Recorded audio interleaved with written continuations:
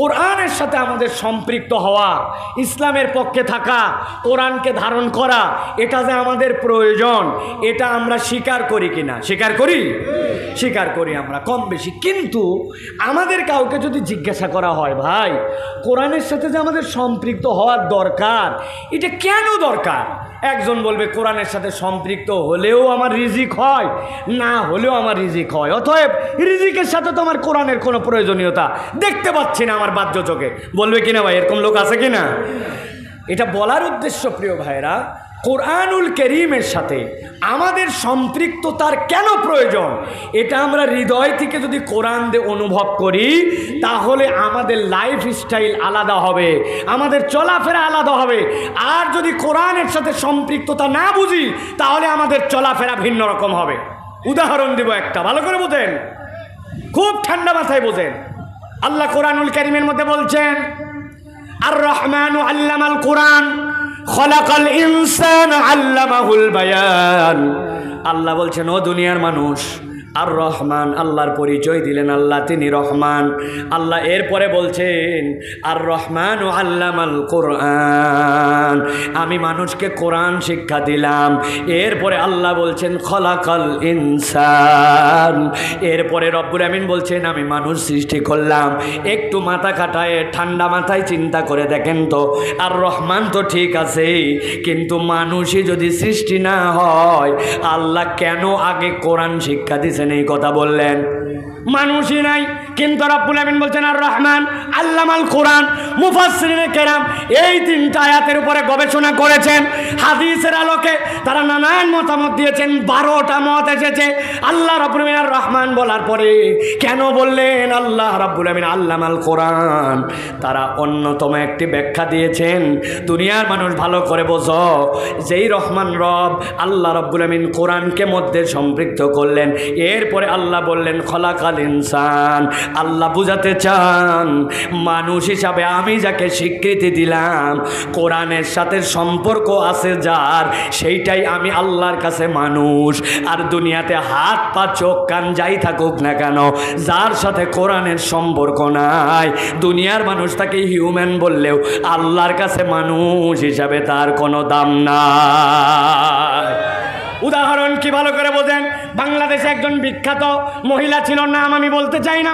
সেই মহিলা বলতে বলতে ইসলামের বিপক্ষে, কোরআনের বিপক্ষে, নবীর বিপক্ষে বলতে বলতে স্বাধীনতা, নারী স্বাধীনতার কথা বলতে যে এক সময় বলেছিল, আমার পেট, এই পেটের মধ্যে আমি গর্ভ ধারণ করতে পারি, কোনখান থেকে আমি সন্তান নিব, কারটা নিব না নিব, এটা আমার স্বাধীনতা। এর জন্য কারে বিয়ে করা লাগবে, কারে বিয়ে করা লাগবে না, এই ধর্তব্যের মধ্যে আমার কোনো বাউন্ডারির মধ্যে আমি নাই। আমার পেট, আমি যেখান থেকে বাচ্চা নেব। কথাটা শুনতে আপনাদের কাছে খারাপ লাগতেছে, এত নিকৃষ্ট কথা কেউ বলতে পারে নাকি?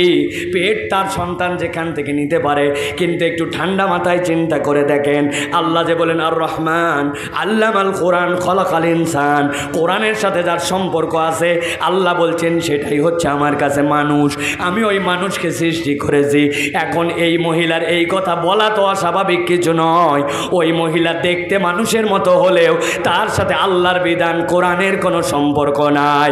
এই জন্য হাত পা চোখ কান থাকার পরেও এই মহিলা যাই বলুক না কেন, ওইটা আল্লাহর কাছে মানুষ হিসাবে বিবেচিত নয়, ঠিক কিনা?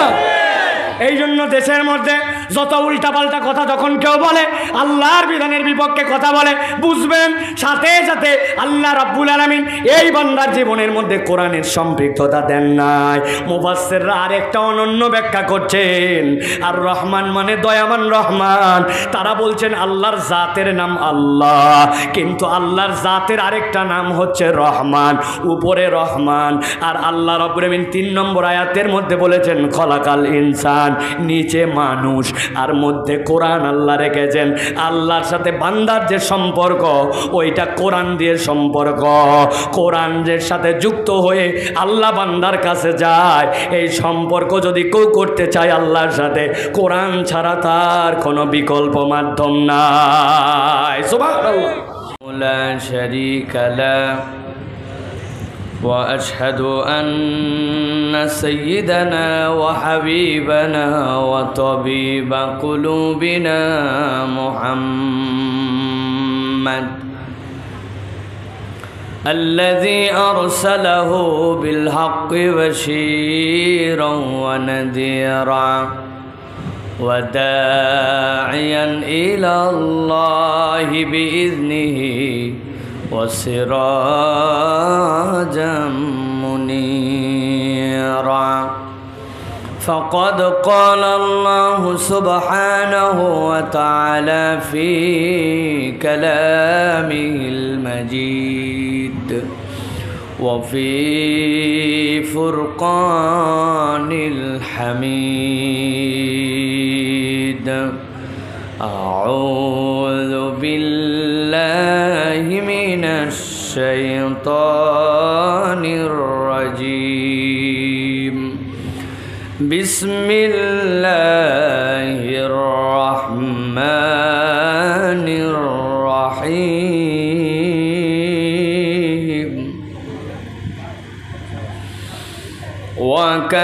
وكذلك أوحينا إليك روحا من أمرنا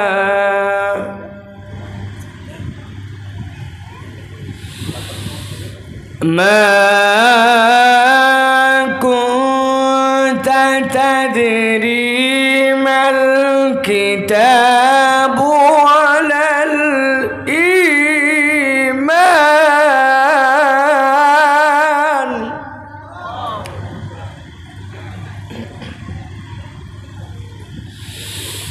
ولا الإيمان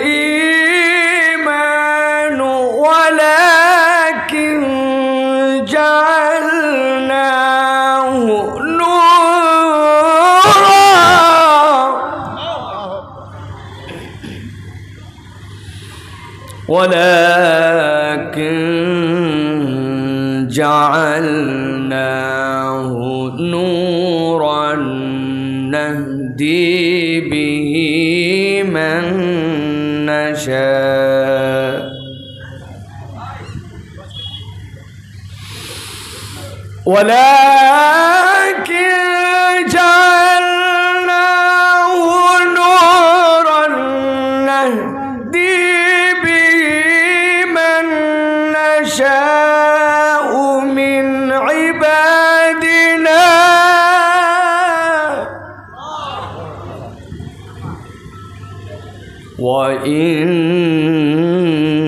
وإنك لتهدي إلى صراط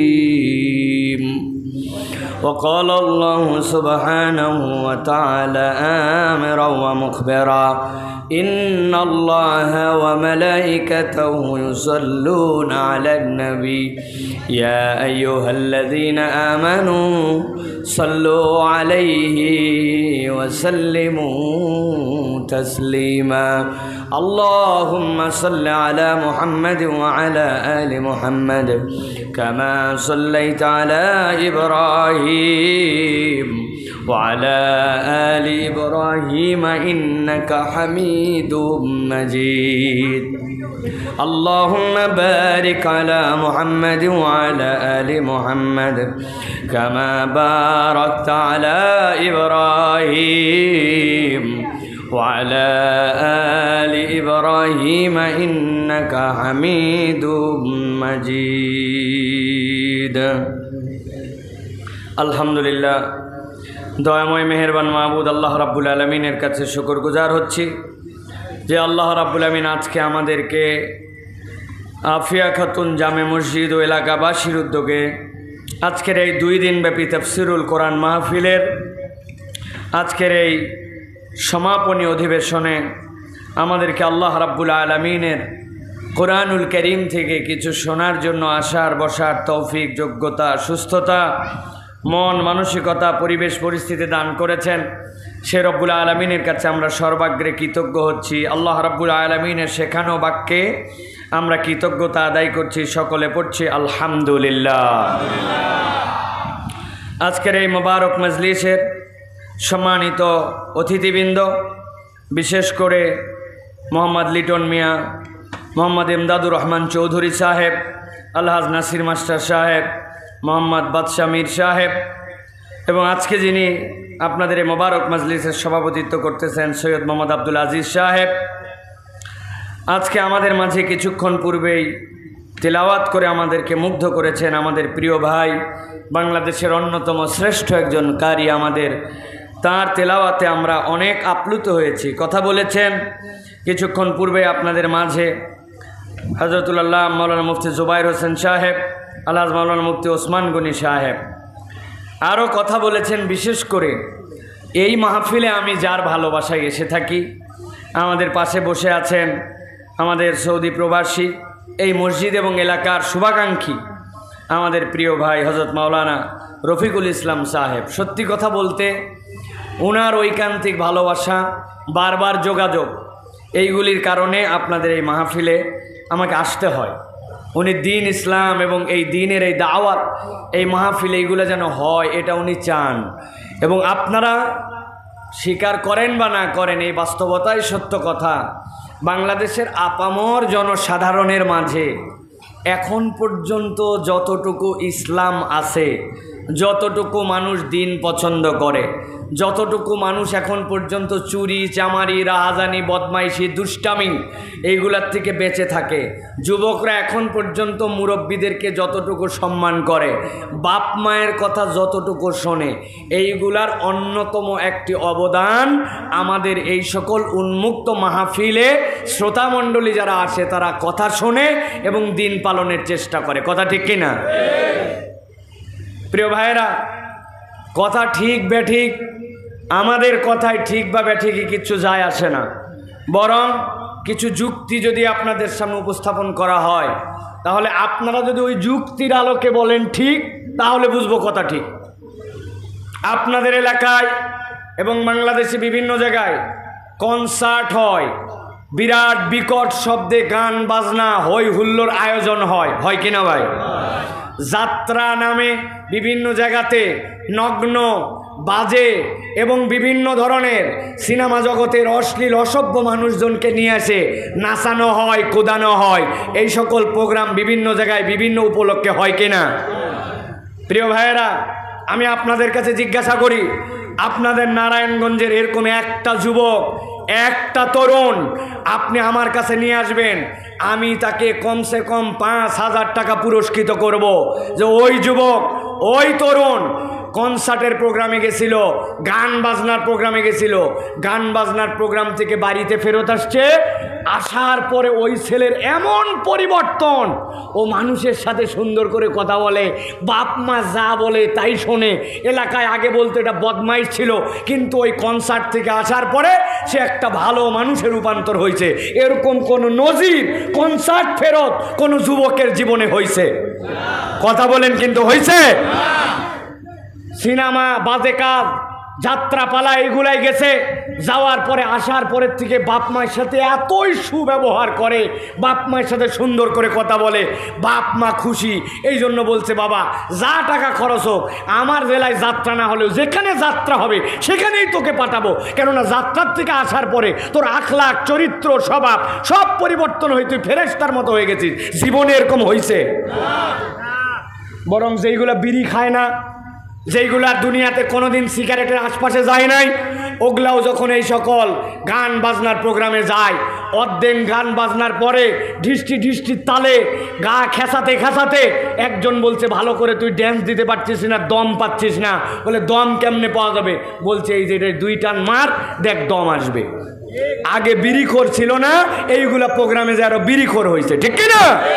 বিড়ি খাইতে খাইতে চিন্তা করছে বিড়িতে আর আগের মতো ফিলিংস হয় না, এখন বলছে বিড়ির ভিতরে মাল ফালা, ভিতরে অন্য মশলা ঢোকা। আপনাদের এলাকায় আছে ভাই? চেনেন এইগুলা? এক টানেতে যেমন তেমন, 2 টানেতে রাজা, 3 টানেতে নারায়ণগঞ্জবাসীর কাছে উহার নাম গাঁজা, তাই তো না? আহা, আমি আপনাদের কাছে বাস্তবতার আলোকে বলছি, এই কথাগুলা মনের দুঃখে বলছি। এলাকায় অনেক ধরনের মানুষ আছে, এক ধরনের মানুষ মুনাফেকের চরিত্রে রূপান্তর হয়েছে, তাদের কথা মাহফিলের প্রয়োজন নাই। এত মাহফিল দিয়ে কী হবে? ঘন ঘন মাহফিল এই আয়োজন করে লাভ কি? যারা এই ধরনের কথা বলে এরা মুনাফেকের চরিত্রে, এরা সমাজের ভালো চায় না, এরা সমাজ খারাপ হোক চায়, ঠিক কিনা? কেননা এই কোরআনুল কারীমের আয়োজন এখান থেকে কী শেখানো হবে ভাই?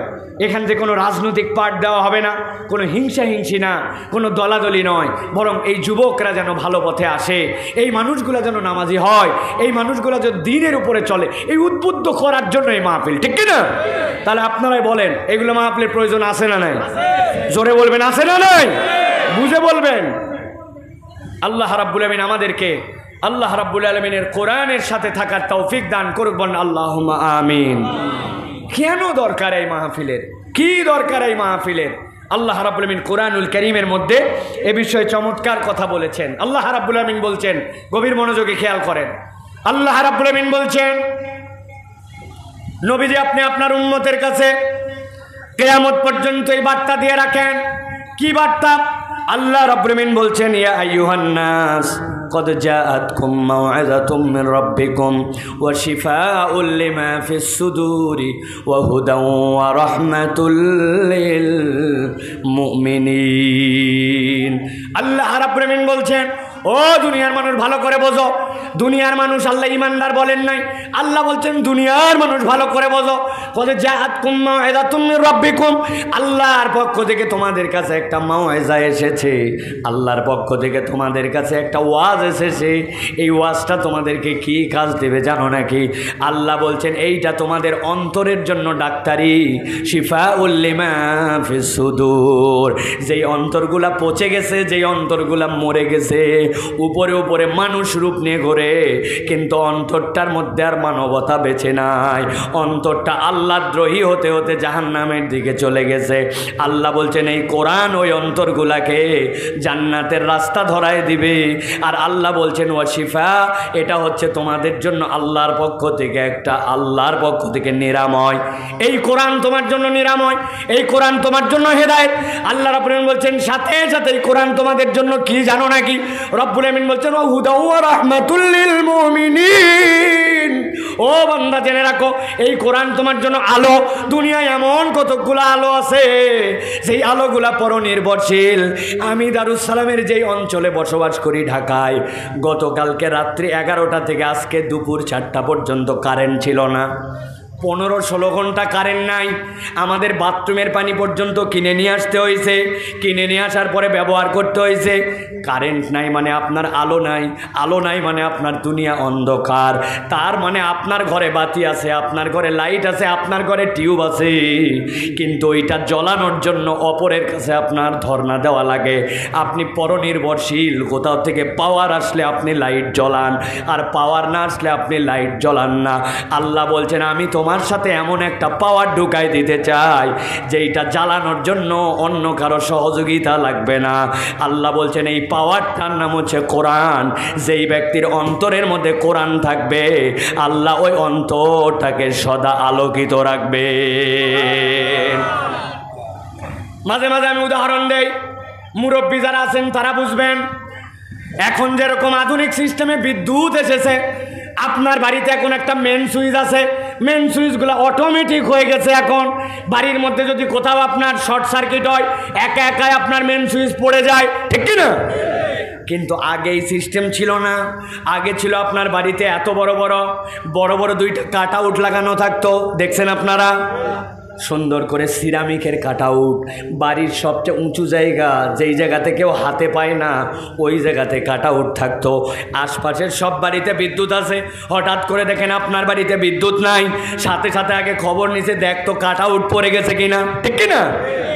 যাওয়ার পরে খুলছে, খুলে বের করার পরে দেখছে হ্যাঁ সত্যিই তো কাট আউটের তার পড়ে গেছে। সাথে সাথে বউরে বলছে দেখো ডয়ের মধ্যে একটু তার আছে, তার নিয়ে আসার পরে দাঁত দিয়ে টান দেয়, দাঁত দিয়ে সেলার পরে আস্তে করে 2 দিকের স্ক্রু খোলার পরে সুন্দর করে প্যাঁচ দিয়ে লাগানোর পরে এখন কোনার মধ্যে কাট আউট লাগাতে যাবে। ছেলেরে ডাক দিয়ে বলছে বেটা এদিকে আয়, ওই লাইটের পাওয়ারের আনার জন্য কিন্তু কাট আউট লাগানো লাগবে। তোর হাতে টর্চ দিলাম, টর্চ কিন্তু এই কোনা বরাবর ধরবি, কেননা ওইটা লাগাতে যাই যদি নখ ভিতরে চলে যায় তাইলে কিন্তু আমি সহ শর্ট খেয়ে যাব। বেটারে দায়িত্ব দিছে, বেটা সুন্দর করে টর্চ ধরে আছে, বাপ গেছে চেয়ারের উপরে উঠে, খাটের উপরে উঠে ওই কোণার মধ্যে কাটাউট লাগানোর জন্য। পুরা ঘর অন্ধকার, কিন্তু টর্চের ফোকাস ওই জায়গাতে। যেই না টর্চের ফোকাস এই জায়গায়, বাড়ির মধ্যে যত মশা ছিল সব মশা টর্চের আলো দেখে দেখে একটা ওই ছেলের হাতের মধ্যে কামড় দিছে। যেই না হাতে কামড় দিছে, ওই ছেলের ডান হাতে টর্চ ধরা, বাম হাত দিয়ে দিছে হাতের মধ্যে বাড়ি। টর্চ গেছে নড়ে, বাপ গেছে কাটআউট লাগানোর জন্য। বাপ সাথে সাথে চিল্লায়, চাই ব্যাক কল, টর্চ নড়াস কেন? বলে আব্বা মশা। বলছে বেকুব কোথাকার, এক মশা মারতে যায় তোর বাপ যে কাটআউট লাগাতে গেছে, নখ যদি ভিতরে ঢুকে যায় জায়গায় শেষ, ঠিক মতো ধরে থাক। বোঝানোর জন্য বলছি প্রিয় ভাইয়েরা, এই টর্চ, যেই টর্চ আপনার ছেলেকে দিতে হয়, ওই ছেলে তারপরে জায়গায় ধরে আর আপনি লাগান। এটাও এক ধরনের বাতি। আরেক ধরনের বাতি আপনারা দেখেছেন অপারেশন থিয়েটারে, যেই ডাক্তাররা অপারেশন করে, কান দেখাতে গেলে কান দেখে, দাঁত দেখাতে গেলে দাঁতের ডাক্তার, কপালের মধ্যে এরকম একটা বেল্ট লাগানো, সামনে একটা টর্চ লাইট দেওয়া থাকে, কাউরে ধরা লাগে না। ডাক্তারের চোখ যেখানে যায় ওই টর্চের ফোকাসটা সেখানেই যায়, ঠিক না? আমার আল্লাহ রাব্বুল আলামিন বলছেন, এই দুনিয়ার মানুষ ভালো করে বোঝো, আমি তোমার জন্য যে কোরআন দিলাম, ইয়া আইয়ুহান নাস কদ জাআতকুম মাউইযাতুম মির রাব্বিকুম ওয়া শিফাউল লিমা ফিস সুদুরি ওয়া হুদাও ওয়া রাহমাতুল লিল মুমিনিন। আমি রব্বুল আমিন তোমার জন্য যে কোরআন দিলাম, এই কোরআন তোমার জন্য কেবল মাউইজা নয়, এই কোরআন তোমার জন্য কেবল শিফা নয়, এই কোরআন তোমার জন্য হুদা। যেই বান্দার অন্তরের মধ্যে কোরআন আছে তার সাথে আলো আছে। আল্লাহ বলছেন এইটা তোমার জন্য রহমত, দুনিয়ার বুকে, কবরে এবং পরকালে। নবীজি বলছেন, ও দুনিয়ার মানুষ, ওই পারে যাওয়ার পরে আল্লাহ যখন বিচার কায়েম করবেন, আল্লাহ পারমিশন দিবেন, কিন্তু কতকগুলা সূরাকে কোরআনের এমন পাওয়ার দিবেন আল্লাহ, ওরা আল্লাহর সাথে ঝগড়াঝাটি লাগাই দিবে, আল্লাহর সাথে বিতর্ক করতে লাগাই দিবে। বান্দার এই গুনাহ আছে, আমল নামায় দেখানো হবে। আল্লাহ রাব্বুল আমিনের কাছে ওই বাক্য, ওই সূরা তখন বলবে, আল্লাহ গুনাহ আছে তাই কি, আমল নামার মধ্যে তো সওয়াবও আছে, আমল নামার মধ্যে তো আমি তোমার কোরআনও আছি। আল্লাহ দেখাবেন, বান্দার এ অপরাধ আছে, আল্লাহ অপরাধ আছে তাই কি, তোমার বান্দা তো ওই তেলাওয়াত করতো, ওই তেলাওয়াতও তার আমল নামায় আছে। আল্লাহ দেখাবেন বান্দার আমল নামায় এই গুনাহ, এই অপরাধ জাহান্নামে যাওয়ার কারণ আছে। ওই সূরা তখন বলবে, আল্লাহ আমার অধিকার আছে, আমিও তো তার সাথে আছি, আমি তো জান্নাতে যাব। ওই সূরাগুলাকে আল্লাহ এমন পাওয়ার দিবেন, ওই কোরআনকে, ওরা আল্লাহর সাথে বিতর্ক করে করে ওই বান্দাকে জান্নাতে ঢুকাইয়া দিবে। অথয় প্রিয় ভাইয়েরা, এই কোরআন যেটা শুনতে আসছি, এটা যেমন তেমন নয়। লোক ডাজেন্ট ম্যাটার। লোক দিয়ে কি করবেন আপনি? লাখ লাখ লোক, কি লাভ? আমি এই লোকের ফ্যাক্ট কখনো বড় করে দেখি না প্রিয় ভাইরা। হ্যাঁ, সকলের কপালে যদি হেদায়েত থাকে, এলাকার মানুষ যদি আরও থাকে, তাদের সকলের আসা উচিত, কিন্তু আসে নাই, কম হয়েছে বেশি হয়েছে, এইগুলা তেমন কিছু ভ্যারি করে না। আমি অনেক জায়গায় বলি, আমার আলোচনা যারা শোনেন তারা এটা পুরাতন কথা আপনাদের জেনে ফেলার কথা। প্রিয় ভাইয়েরা, 5-7 বছর আগে আমি মক্কা শরীফে ছিলাম। ওই সময় হজের সময় খবর পাইছি গাবতলীর হাটে একটা গরু উঠছে, গরুর দাম 20 লাখ। কত দাম? বাপরে বাপ, 20 লাখ টাকা কি চারটিখানি কথা? আমি চিন্তা করছি এত দামের গরু তো আমি কুরবানি দিতে পারতাম না, কিন্তু ঢাকায় থাকলে আমার বাড়িতে মাত্র 5 টাকা লাগে, আমি অন্তত গরুটা দেখতে যাইতাম। 20 লাখ টাকার গরু দেখাও একটা ব্যাপার, ঠিক না ভাই? এখন যেই লোক 20 লাখ টাকার এই গরু কুরবানি দিছে, কিনছে, কেনার পরে 50,000 টাকা দিয়ে একটা ট্রাক ভাড়া করছে, ট্রাক ভাড়া করে তার বাড়ি পর্যন্ত ওই গরু নিয়ে গেছে। 10 জন লোক, সাথে তোলা নামানো এই সব খরচ মিলে 50,000 টাকা ক্যারিং কস্ট। আর ধরেন ওই হাটের মধ্যেই গাবতলীর এক লোক আসছে, শেষ হাট, বিকালবেলা, বেচারি রিক্সাওয়ালা, ভ্যানওয়ালা, ওই ভ্যানওয়ালা নিয়ত করছে এবার কুরবানি দিবে। 1 বছর টাকা জোগাড় করছে 10,000 কোনো রকম। যাওয়ার পরে চিন্তা করছে একটা 2 দাঁতের ছাগল নিবে অন্তত, এই ছাগল কুরবানি দেবে। যাইয়ে দেখে যদিও দাঁতে ছাগল 2 হয়, কিন্তু 10,000 টাকায় যে ছাগল হয় ওটা জেঁতা ছাগল বলা চলে না। এখন কী করবে বেচারি, যা তবিল তাই কোনো রকম একটা ছাগল কিনে লজ্জায় কোমরের গামছা খুলছে, খুলে ওই ছাগলের উপর দিয়ে ঢাকায় দিয়েছে, যাতে লোকজন কেউ টিচ করে না বলে, এই মরা ছাগল কোন জায়গায় নিয়ে যাচ্ছে। এই জন্য ঠেকে ঠেকে বাড়ি নিয়ে গেছে। বুঝে থাকলে বুঝেন, এক লোক 20 লাখ টাকা দামের গরু 50,000 টাকার ক্যারিং কস্ট, আরেক লোক ছোট্ট একটা ছাগল 10,000 টাকা দামের নিয়ে গেছে বাড়িতে। কুরবানি যেদিন হয়েছে ওই কুরবানির দিনে একটা লোকের 20 লাখ টাকা দামের গরু, আর একটা 10,000 টাকা দামের। আল্লাহ ফেরেশতাদেরকে পাঠাইছে, বাবা আগে গুলশানে চলে যাও, কেননা ওই জায়গায় 20 লাখ টাকার গরুর কারবার, 50,000 টাকা ক্যারিং কস্ট, অতএব কুরবানির তারটা আগে কবুল করো। বিষয়টা কি তাই? বুঝে থাকলে বলেন তাই। ভালো করে বুঝেন, আল্লাহ কোরআনে বলছেন লা ইয়ানালাল্লাহু লুহুমুহা ওয়ালা দিমাউহা ওয়ালাকিন ইয়ানালুহুত তাকওয়া মিনকুম। আল্লাহ বান্দার রক্তও নেয় না, গোশতও নেয় না, আল্লাহ দেখে বান্দার অন্তর। অতএব আল্লাহ 10,000 টাকারটাও কবুল করতে পারেন, 20 লাখ টাকারটাও কবুল করতে পারেন, কিন্তু আল্লাহ সংখ্যার পরিমাণ দেখে কবুল করেন না, আল্লাহ দেখেন অন্তর নিয়ে কারা আসছিল, ঠিক কিনা? অতএব লাখ লাখ লোক হলো আর লোক কম হলো, এতে কিচ্ছু যায় আসে না। আমরা যদি হেদায়েতের বার্তা শোনার জন্য আসি, আর যারা আয়োজন করেছেন তারা যদি হেদায়েতের নিয়তে আয়োজন করেন, একজন লোক শুনলেও সার্থক, ঠিক কিনা? আল্লাহ আমাদেরকে কবুল করুক, বলে আল্লাহুম্মা আমিন। আমি আপনাদের কাছে কিছু কথা বলতে চাই প্রিয় ভাইয়েরা, যদি আপনারা শুনতে চান। রাজি আছেন আপনারা? আছেন আপনারা? কারা কারা আছেন দেখি হাত দুটা উঁচু করে দেখান। আছেন সবাই? আমার ইয়াংরা আসো ভাই, আসো, তোমরা আসো। আল্লাহ কবুল করুক। হাত টান টান করে শক্ত করেন। শক্ত করছেন সবাই? এবার একটুখানি আর মোড়াটা ভাঙ্গান। অনেকক্ষণ নিচে বসে আছেন, ডানে সারে নড়াচড়া দেন। দেখেন তো কারা কারা হাত সোজা করতে পারে না, আদর করে হাত দুটা সোজা করে দেন। সোজা করতেছ? হাত সোজা হয়েছে সবগুলা? এবার শক্ত করে পিছন দিকে একটু টানা দেন, বুকের হাড্ডিটা একটু ফুটান। উঠাইছেন? এবার ডানে বামে নড়াচড়া দিচ্ছেন। এবার গলাটা একটু পরিষ্কার করেন, ভালো করে ভালো করে। হাত শক্ত করেন, গলা পরিষ্কার হয়েছে? আলহামদুলিল্লাহ। এবার হাত টান করে তোলেন শক্ত। এবার বুক বরাবর নেন, এই বরাবর নিয়েছেন সবাই। এবার আকাশ বাতাস মুখরিত করে আমরা একটা তাকবীর দিতে চাই। পারবেন ইনশাআল্লাহ? অলস লোকেরা ইনশাআল্লাহ বলবেন না। সব মাহফিলে কিছু ব্যাটারি ফিউজ লোক থাকে, এটাকে আপনি যত ফার্ম পট্টি দেন কাজ হবে না। আপনি বলবেন লিল্লাহি তাকবীর, উনি আল্লাহ আল্লাহ, শেষ। এই ব্যাটারি শেষ হওয়া লোক আমার দরকার নাই। যেগুলোর হিম্মত আছে তারা বলেন আল্লাহুম্মা আমিন। পারবেন ইনশাআল্লাহ? বাহিরের লোক টের পাবে যে আলহামদুলিল্লাহ এই জায়গায় মধ্যে মুজাহিদ কতকগুলা কোরআন শোনার জন্য গভীর রাত্রে আসে। পারবেন ইনশাআল্লাহ? দেখে একটা আকাশ বাতাস মুখরিত করে একটা তাকবীর দিতে হবে। রেডি সবাই? দেখে একটা তাকবীর দেন। লিল্লাহি তাকবীর, লিল্লাহি তাকবীর। আল কোরআনের আলো, আল হাদিসের আলো, তোমার নেতা আমার নেতা, তোমার নেতা আমার নেতা। লিল্লাহি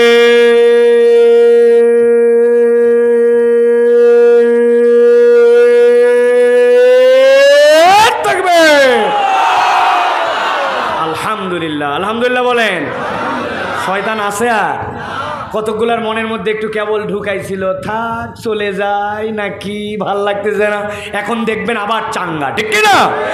আল্লাহু আকবারের স্লোগান শয়তান পছন্দ করে না। এটা আমার কথা নয়, নবীজির কথা। আজান যখন হয় আল্লাহু আকবার শুনলে শয়তান পিছন দিক দিয়ে হাওয়া মারতে মারতে পালায়। তার মানে আল্লাহু আকবার ওর পছন্দ হয় না। এই জন্য যাদের আল্লাহু আকবারের স্লোগান পছন্দ হয় না, বুঝবেন এরা শয়তানের আত্মীয় স্বজন, ঠিক কিনা? ইমানদারের শক্তি হচ্ছে আল্লাহু আকবার। আল্লাহ আমাদেরকে আল্লাহু আকবারকে আমাদের হৃদয়ে ধারণ করার তৌফিক দেন, বলেন আল্লাহুম্মা আমিন। প্রিয় ভাইয়েরা, আমরা সংক্ষিপ্ত সময়ে আপনাদের কাছে একটা গুরুত্বপূর্ণ বিষয় আলোচনা করব বলে মনস্থির করেছি। সেটি হচ্ছে কোরআনের সাথে আমাদের সম্পৃক্ত হওয়া, ইসলামের পক্ষে থাকা, কোরআনকে ধারণ করা, এটা যে আমাদের প্রয়োজন, এটা আমরা স্বীকার করি কিনা? স্বীকার করি? স্বীকার করি আমরা কম বেশি। কিন্তু আমাদের কাউকে যদি জিজ্ঞাসা করা হয়, ভাই কোরআনের সাথে যে আমাদের সম্পৃক্ত হওয়ার দরকার, এটা কেন দরকার? একজন বলবে কোরআনের সাথে সম্পৃক্ত হলেও আমার রিজিক হয়, না হলেও আমার রিজিক হয়, অতএব রিজিকের সাথে তো আমার কোরআনের কোনো প্রয়োজনীয়তা দেখতে পাচ্ছি না আমার বাহ্য চোখে। বলবে কিনা ভাই? এরকম লোক আছে কিনা? এটা বলার উদ্দেশ্য প্রিয় ভাইরা, কোরআনুল কারীমের সাথে আমাদের সম্পৃক্ততার কেন প্রয়োজন, এটা আমরা হৃদয় থেকে যদি কোরআন দিয়ে অনুভব করি তাহলে আমাদের লাইফ স্টাইল আলাদা হবে, আমাদের চলাফেরা আলাদা হবে। আর যদি কোরআনের সাথে সম্পৃক্ততা না বুঝি তাহলে আমাদের চলাফেরা ভিন্ন রকম হবে। উদাহরণ দিব একটা, ভালো করে বোঝেন, খুব ঠান্ডা মাথায় বোঝেন। আল্লাহ কোরআনুল কারীমের মধ্যে বলছেন, আর রহমানু আল্লামাল কোরআন খলাকাল ইনসান আল্লামাহুল বায়ান। আল্লাহ বলছেন, ও দুনিয়ার মানুষ, আর রহমান, আল্লাহর পরিচয় দিলেন, আল্লাহ তিনি রহমান। আল্লাহ এরপরে বলছেন, আর রহমান ও আল্লামাল কোরআন, আমি মানুষকে কোরআন শিক্ষা দিলাম। এরপরে আল্লাহ বলছেন খলাকাল ইনসান, এরপরে রব্বুল আমিন বলছেন আমি মানুষ সৃষ্টি করলাম। একটু মাথা খাটায় ঠান্ডা মাথায় চিন্তা করে দেখেন তো, আর রহমান তো ঠিক আছে, কিন্তু মানুষই যদি সৃষ্টি না হয় আল্লাহ কেন আগে কোরআন শিক্ষা দিয়েছেন এই কথা বললেন? মানুষই নাই, কিন্তু রব্বুল আমিন বলছেন আর রহমান আল্লামাল কোরআন। মুফাসসিরিনে কেরাম এই তিনটা আয়াতের উপরে গবেষণা করেছেন, হাদিসের আলোকে তারা নানান মতামত দিয়েছেন। 12টা মত এসেছে আল্লাহ রব্বুল আমিন আর রহমান বলার পরে কেন বললেন আল্লাহ রব্বুল আমিন আল্লামাল কোরআন। তারা অন্যতম একটি ব্যাখ্যা দিয়েছেন, দুনিয়ার মানুষ ভালো করে বোঝো, যেই রহমান রব আল্লাহ রব্বুল আমিন কোরআনকে মধ্যে সম্পৃক্ত করলেন, এরপরে আল্লাহ বললেন খলাকাল ইনসান। আল্লাহ বুঝাতে চান মানুষ হিসাবে আমি যাকে স্বীকৃতি দিলাম, কোরআনের সাথে সম্পর্ক আছে যার, সেইটাই আমি আল্লাহর কাছে মানুষ। আর দুনিয়াতে হাত পা চোখ কান যাই থাকুক না কেন, যার সাথে কোরআনের সম্পর্ক নাই, দুনিয়ার মানুষ তাকে হিউম্যান বললেও আল্লাহর কাছে মানুষ হিসাবে তার কোনো দাম নাই। উদাহরণ কি ভালো করে বোঝেন। বাংলাদেশে একজন বিখ্যাত মহিলা ছিল, নাম আমি বলতে চাই না। সেই মহিলা বলতে বলতে ইসলামের বিপক্ষে, কোরআনের বিপক্ষে, নবীর বিপক্ষে বলতে বলতে স্বাধীনতা, নারী স্বাধীনতার কথা বলতে যে এক সময় বলেছিল আমার পেট, এই পেটের মধ্যে আমি গর্ভ ধারণ করতে পারি, কোনখান থেকে আমি সন্তান নিব, কারটা নিব না নিব এটা আমার স্বাধীনতা, এর জন্য কারে বিয়ে করা লাগবে কারে বিয়ে করা লাগবে না এই ধর্তব্যের মধ্যে আমার কোনো বাউন্ডারির মধ্যে আমি নাই, আমার পেট আমি যেখান থেকে বাচ্চা নেব। কথাটা শুনতে আপনাদের কাছে খারাপ লাগতেছে, এত নিকৃষ্ট কথা কেউ বলতে পারে নাকি? পেট তার সন্তান যেখান থেকে নিতে পারে, কিন্তু একটু ঠান্ডা মাথায় চিন্তা করে দেখেন, আল্লাহ যে বলেন আর রহমান আল্লামাল কোরআন খলাকাল ইনসান, কোরআনের সাথে যার সম্পর্ক আছে আল্লাহ বলছেন সেটাই হচ্ছে আমার কাছে মানুষ, আমি ওই মানুষকে সৃষ্টি করেছি। এখন এই মহিলার এই কথা বলা তো অস্বাভাবিক কিছু নয়। ওই মহিলা দেখতে মানুষের মতো হলেও তার সাথে আল্লাহর বিধান কোরআনের কোনো সম্পর্ক নাই। এই জন্য হাত পা চোখ কান থাকার পরেও এই মহিলা যাই বলুক না কেন ওইটা আল্লাহর কাছে মানুষ হিসাবে বিবেচিত নয়, ঠিক কিনা? এই জন্য দেশের মধ্যে যত উল্টাপাল্টা কথা যখন কেউ বলে, আল্লাহর বিধানের বিপক্ষে কথা বলে, বুঝবেন সাথে সাথে আল্লাহ রাব্বুল আলামিন এই বান্দার জীবনের মধ্যে কোরআনের সম্পৃক্ততা দেন নাই।